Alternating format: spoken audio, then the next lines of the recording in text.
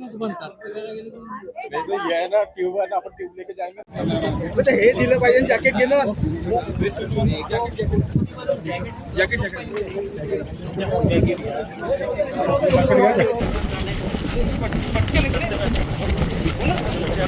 लहानपणापासनं किंवा आमच्या वडिलांच्याही लहानपणापासनं जो अंबाझरी तलाव नागपूरचं वैभव म्हणून या ठिकाणी पाहिला जायचा। ज्या काळी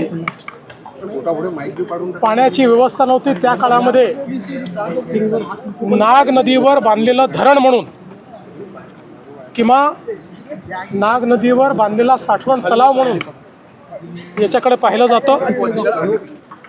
अनेक वर्ष या अंबाझरी तलावाने पिण्याचं पाणी नागपूरच्या मोठ्या भागाला दिलं। नंतरच्या काळामध्ये पर्यटनाकरता याचा उपयोग होत होता। दुर्दैवाने मध्यंतरीच्या काळामध्ये पूर्ण जलपर्णीने हा तलाव संपला होता। पाण्याचा थेंब देखील दिसत नव्हता आणि नागपूरकरांना चिंता होती की आपला सर्वात आवडता लाडका अंबाझरी तलाव हा नामशेष झाला की काय।